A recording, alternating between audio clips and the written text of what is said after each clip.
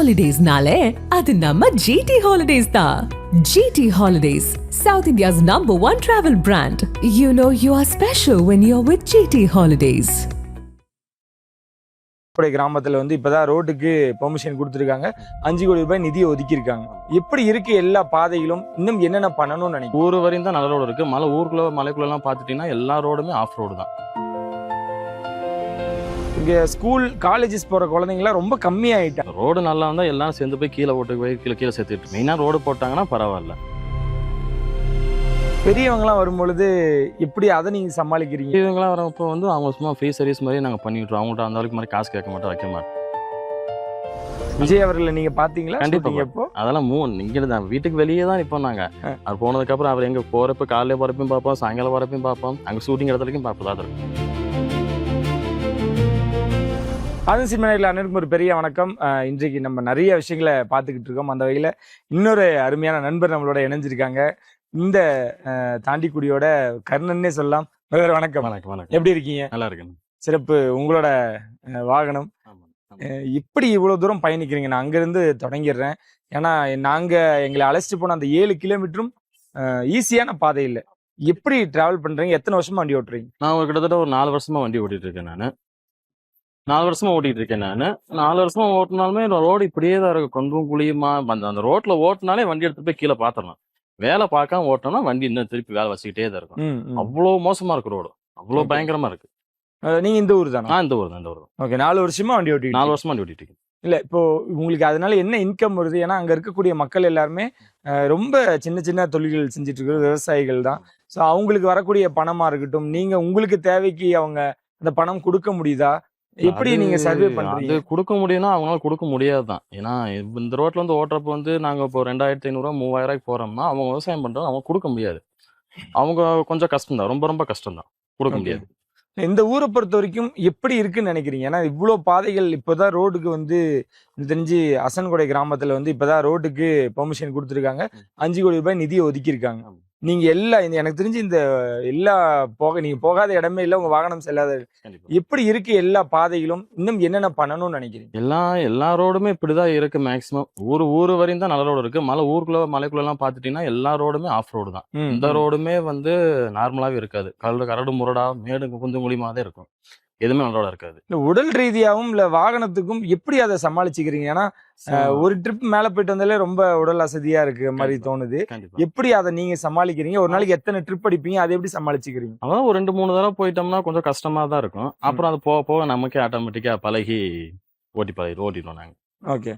அங்க இருக்கக்கூடிய மக்கள் இப்ப எவ்வளவு மகிழ்ச்சியா இருக்காங்க? ஏன்னா ஒரு எமர்ஜென்சி அப்படின்னா அந்த மக்கள் என்ன பண்ணுவாங்க? ஏன்னா நீங்க அவங்களோட பயணிச்சிருக்கீங்க. அந்த 4 ஆண்டு காலமாக அவங்களோட உங்க வாகனத்துல அவங்க பயணிக்கும் பொழுது என்னெல்லாம் சொல்லியிருக்காங்க?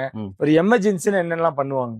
எமர்ஜென்சினா இதுக்கு முன்னாடி வண்டி போறதுக்கு முன்னாடிலாம் துணியை வச்சு கட்டி தான் தூக்கிட்டு வந்துட்டு இருந்தாங்க. இப்ப வண்டி போக வண்டியில வச்சு கொண்டு வராங்க. அது கொஞ்சம் நல்லா இருக்கு. அதெல்லாம் கொஞ்சம் இருக்கு. ஓகே. அது அவங்களோட பயணமா என்னவா இருந்துச்சு? ஒரு எமர்ஜென்சினா, ஏன்னா நீங்க இங்க இருக்கீங்க, அவங்க ஊர் அங்க இருக்குன்றப்ப இந்த டவர் கூட கிடைக்காது. ஆமா, கண்டிப்பா டவர் கிடைக்காது. அவங்க ஏதாவது மலையில ஏறி நின்று அங்க டவர் இருக்கிறதுனா போன் பண்ணுவாங்க. போன் பண்ணி இந்த மாதிரி வண்டி எடுத்து வாப்பான்னு சொல்லுவாங்க. நாங்க வண்டி எடுத்துட்டு போவோம். ஓகே. இந்த மாதிரி எத்தனை வாகனங்கள் இங்க ஒரு 7-8 வாகனங்கள், 7-8 வண்டி இருக்கு. இங்க ஸ்கூல் காலேஜஸ் போற குழந்தைங்களாம் ரொம்ப கம்மியாயிட்டாங்க. அதெல்லாம் எங்களால பார்க்கும்போது ரொம்ப வருத்தமா இருக்கு. அது நீங்க எப்படி பாக்குறீங்க? அந்த மாதிரி குழந்தைகள்லாம் வராங்களா? டிராவல் பண்றாங்க. இப்போ ரோடு ஒழுங்கா போட்டிருந்தாங்கன்னா அவங்க மக்கள் அங்கேயே படிச்சு அங்கேயே இருந்திருப்பாங்க. இப்போ ரோடு நல்லா இருந்தா எல்லாரும் சேர்ந்து போய் கீழே சேர்த்துட்டு இருக்காங்க.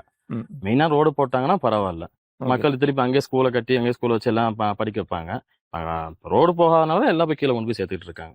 இந்த பெரியவங்க எல்லாம் வரும்பொழுது எப்படி அதை நீங்க சமாளிக்கிறீங்க? பெரியவங்களாம் வரப்போ அவங்க சும்மா ஃப்ரீ சர்வீஸ் மாதிரி நாங்க பண்ணிவிட்றோம். அவங்கள்ட்ட அந்த அளவுக்கு மாதிரி காசு கேட்க மாட்டோம், வைக்க மாட்டோம். அவங்க வயசானவங்க ஜாமயமா தூக்கி நடந்து போறப்ப நான் கூட வண்டி எடுத்து போவேன். ஐயா வாங்க ஏறிங்க, மேலே இறக்கி விடுறீங்க அப்படின்னு சொல்லி தான் நான் அப்படி கூட்டு போவேன். வண்டியில அந்த மாதிரி மேஜரா என்னென்ன இஷ்யூ வந்திருக்கு? ஏன்னா நான் பார்க்கும்பொழுது இந்த டயர்லாம் 1 மாசம் நினைக்கிறேன், அதெல்லாம் தேஞ்சிரும். எந்த மாதிரியான வேலைகள் பெருசா உங்களுக்கு வைக்கும்? பெரிய பொருள் செலவு அப்படின்னா என்னென்ன பொருள் செலவுனா வண்டி மேனி, கீழே அந்த டயரு, அப்புறம் அந்த கட்டு பிளேட்டு, அந்த ஜாயிண்ட் இதெல்லாம் அடிக்கடிக்க உடஞ்சிரும். அது ஒருக்கா உடஞ்சினப்ப இப்போ நாங்க ஒரு 2500 போனோம்னா நாங்க செலவு ஒரு 10,000 15,000 பண்ணுவோம். அந்த மாதிரிதான் இருக்கு. அவ்வளவு செலவு பண்ணி என்ன வருமானம் அப்படின்றது? என்ன வருமானம்? இப்போ ஓடி போயாச்சு. நம்ம தோட்டத்துக்கு அப்பப்போ அங்கிட்ட இடையில போய்க்குவோம். நாங்க அங்கிட்டு மக்களும் கூப்பிட்டாங்கன்னா மக்களுக்கும் போய்க்குவோம். நாங்க ஓகே. இல்ல இந்த ட்ராக்ல ஓட்டும்போது அந்த சாலையில ஓட்டும் பொழுது ம். எதிரெதிரே வாகனம் வந்தா கூட உங்களால ஓரம் கட்ட முடியாது கண்டிப்பா போல. முடியாது. அந்த எது போறப்ப வந்து ஒன்னும் அங்கிட்ட ஆப்போசிட்ல காரவங்க ஹார்ன் அடிச்சுட்டு வரணும், இடம் பார்த்து நின்னுக்கும். இல்ல இங்கிட்டு நாங்க போறப்ப ஹார்ன் அடிச்சு இங்க நாங்க இடம் பார்த்து நிப்பாட்டிக்கணும். அப்ப இந்த ரோடு போறது யாருக்கு வசதியோ இல்லையோ உங்களுக்கு ரொம்ப கண்டிப்பா ரொம்ப வசதி, ரொம்ப வசதி. ஓகே. நீங்க எப்படி பாக்குறீங்க ஜனநாயகன் ஷூட்டிங்ல ம். ஒரு 3-4 நாட்கள் தான் வந்து இப்ப இருக்கக்கூடிய முதல்வர் விஜய் அவர்கள் வந்து தங்கியிருந்தாங்க. ம். இவ்வளவு பெரிய விஷயங்கள், இவ்வளவு பெரிய அறிவிப்பு எப்படி பாக்குறீங்க? ரொம்ப சந்தோஷமா தான் இருக்கு. ஏன்னா யாருமே வந்து இந்த அளவுக்கு ஸ்டெப் எடுக்கல. இத்தனைக்கும் வந்து ஒரு 3 நாள் ஷூட் எடுத்தாங்க. 3 நாளுமே வந்துட்டு சரி மக்கள் இருக்காங்க, உங்களுக்கு ரோடு போட்டு குடுப்போம் அப்படின்னு சொல்லி எந்த முதல்வர் சொல்லியிருக்காரு? இவர் சொல்லியிருக்காரு. ரொம்ப சந்தோஷமா இருக்கு. உண்மையிலேயே ரொம்ப சந்தோஷமா இருக்கு. படங்களுக்கும் நீங்க வாகனம் ஓட்டியிருக்கோம். எல்லா படத்துக்கும் ஓட்டியிருக்கோம் நாங்க. ஓகே. என்னென்ன படங்கள் தெரிஞ்சுக்கலாம்? இங்க ஜிகர்தண்டா 2க்கு ஓட்டுனோம். அப்புறம் இது நயன்தாரா படம் ஒரு படம் இன்னும் ரிலீஸ் ஆகல. அது இங்க எடுத்தாங்க. அங்க ஓட்டணும். இங்க இதுக்கு ஓட்டணும். ஓகே. அப்புறம் 2, 3 ஷார்ட் ஃபிலிம்லாம் எடுத்தாங்க. அதெல்லாம் ஓட்டணும். அதுல ஜனநாயகனும் ஜனநாயகம் 1. ஓகே. அப்படி பண்ணும் பொழுது அந்த டேர்ம்ஸ் எல்லாம் உங்களுக்கு ஒத்து வருதா? அவங்கள வரும் பொழுது இது வரைக்கும் ஏதாவது சம்பள பாக்கியோ அந்த இல்ல மாதிரி அந்த ஏதாவது அந்த விஷயங்கள்? மாதிரிலாம் இல்ல. அதெல்லாம் கரெக்டா குடுத்துருவாங்க. அதெல்லாம் அவங்களே 2 நாள் கழிச்சு அவங்களே ஃபோன் பண்ணி அக்கவுண்ட்ல போட்டு விட்டுருவாங்க. இல்ல கையில குடுத்துருவாங்க. ஓகே. விஜய் அவர்களை நீங்க பாத்தீங்களா கண்டிப்பா shooting அப்போ? அதெல்லாம் இங்க தான் வீட்டுக்கு வெளியே தான் நிப்போம் நாங்க. அவர் போனதுக்கு அப்புறம் அவர் எங்க போறப்ப காலையில போறப்பையும் பார்ப்போம், சாயங்காலம் போறப்பையும் பார்ப்போம். அங்க ஷூட்டிங் இடத்துலயும் பார்ப்பதா இருக்கோம் நாங்க. எதிர்பார்த்தீங்களா மக்களோட அன்பை? ஏன்னா அவர் ஒரு வாகனத்துல போகும்பொழுது மக்கள் சாரசாரியாக வந்து பார்த்ததா இருக்கட்டும். உள்ளூர்கார் மக்களே பார்க்க விடாம அவ்வளவு வெளியூர்ல இருந்து அவ்வளவு பேர் வந்தாங்க. ஓ. அவ்வளோ பேர் வந்து நின்னு அவர் அந்த ஊருக்குள்ள வந்து இங்க வர்றதுக்கு அவருக்கு கிட்டத்தட்ட 1 மணி நேரம் 1.5 மணி நேரம் ஆயிடுது. ம், ம், ம். அந்த அளவுக்கு மக்கள் எல்லாரும் வந்து எல்லா ஊர்ல மக்கள் வந்து பார்த்துட்டு இருந்தாங்க. அந்த 1 மணி நேரம் நடந்து வந்தது ஆமா. அது அதெல்லாம் கேள்விப்பட்டீங்களா? கண்டிப்பா. அதெல்லாம் வந்து அவர் நடந்து வருவாரான்னு எங்களுக்கு தெரியவே தெரியாது. ஆனா நடந்து வந்திருக்காரு. ம், ம். பரவாயில்ல. அதெல்லாம் எனக்கு ரொம்ப இயல்பாதான். ஆமா ரொம்ப இயல்பாதான். ரொம்ப இயல்பாதான் இருக்காரு. இங்க தாவேகாவோட ஆட்சி ம். ஒரு 100 நாட்கள் கடந்து வெற்றிகரமா பயணிச்சிட்டு இருக்காங்க. எப்படி பாக்குறீங்க? இன்ன வரை எந்த ஒரு இதுவுமே நடந்ததில்ல. எல்லாமே கரெக்டா தான் போயிட்டு இருக்கு. எந்த ஒரு பிரச்சனையும் இல்ல. கரெக்டா நல்லா தான் போயிட்டு இருக்கு. இருந்தாலும் 30 நாள் கூட தாண்டாது, 60 நாள் கூட தாண்டாதுன்னாங்க. அவங்க சொல்றவங்க சொல்லதான் செய்வாங்க. அதுக்கு நம்ம என்ன பண்ண முடியும்? நம்ம பார்த்துட்டு நம்ம போயிட்டு பேசாம போயிட்டே இருக்க வேண்டியது நம்ம. அவ்வளவுதான். இல்ல அதை இங்க இருக்கக்கூடியதே யங்ஸ்டர்ஸ் இவங்களுக்கு என்ன அனுபவம் இருக்கு, இவங்களுக்கு எதுவுமே தெரியல ம். அப்படின்னு எதிர்க்கட்சிகள் வந்து குற்றம் சாட்டுறாங்க. குறிப்பா இங்கெல்லாம் வந்து பாத்தீங்கன்னா ம். நீங்க அவ்வளவு கிரவுண்ட் ஒர்க் பண்ணிருக்கீங்க. ஆமா. ஸோ எப்படி இருக்கு இங்க இருக்க களம்? களம் அவங்க எப்படி இருக்குதுன்னா பரவாயில்ல. முன்னைக்கு இப்ப நல்லா தான் இருக்கு. ஒன்றும் பிரச்சனை இல்லை. நல்லா தான் இருக்கு. So, எப்படி இந்த ஹேண்டில் பண்ணீங்க? ஏன்னா திமுக அதிமுகன்னு பெரிய கட்சிகள் அவங்க அதான் பேசிட்டு தாங்க இருப்பாங்க. அது நாங்களும் தனியா கட்சியை போய்கிட்டு இருந்தோம். எங்களை பார்த்தா கூட உள்ளூர் லோக்கல் மக்கள் தான் எங்களை பார்த்தா கூட மூஞ்சி ஒரு மாதிரி திருப்பிட்டு போவாங்க. இவங்க ஆக்சுவலா வந்து நான் ஒரு கட்சியில இருந்தேன். நான் அந்த கட்சியில இருந்தேன்னா எங்களுக்கு கிரௌண்டை வெட்டி தரேன், எங்களுக்கு அதை பண்ணித்தரேன், இதை பண்ணித்தரேன், எங்க பசங்களை பூரா உள்ள இழுத்தாங்க. ஆனா சரி நாங்களும் நம்பி போனோம். ஆனா எங்களுக்கு எதுவுமே பண்ணி தரல. கிரௌண்டை வெட்டி தரல, எதுவுமே பண்ணி தரல. சரி இது இருந்தா நீ பிரயோஜனம் இல்லை அப்படின்னு தான் நாங்க எங்கிட்டு வந்துட்டோம். நாங்க ஓகே. உங்களுக்கு என்ன தேவை இருக்குன்னு நினைக்கிறீங்க? இன்னும் இந்த ஊர் எங்க ஊருக்கு மக்களுக்கு ஒரு கிரௌண்ட் மட்டும் இல்லைங்க. மற்றபடி ஆஸ்பத்திரி மற்ற எல்லாமே இருக்கு. எங்களுக்கு கிரௌண்ட் மட்டும் இல்லைங்க. கிரௌண்ட் மட்டும் மெயினா வேணும். ஓகே. அது மட்டும் ரெடி பண்ணி கொடுத்தாங்கன்னா இன்னும் ரொம்ப சந்தோஷப்படுவோம் நாங்க. இங்க மற்ற இடங்களுக்கு சாலைகள் நல்லா இருக்குன்னு நினைக்கிறீங்களா? ஏன்னா இப்ப நாங்க பார்த்தது ஒரு ஏரியா, மற்ற இடங்கள்ல சாலைகள் நல்லா இருக்கா? மற்ற இடத்துல இதை காட்டி இன்னும் கொஞ்சம் மோசமா இருக்கு. அவ்வளவுதான். ஓ, இதை விட மோசமா தான் இருக்கு. நல்லா இல்ல. ஓகே. இது இன்னும் நீட்டிக்கணும்னு நினைக்கிறீங்க? நீட்டிக்கணும். ஆமா கண்டிப்பா.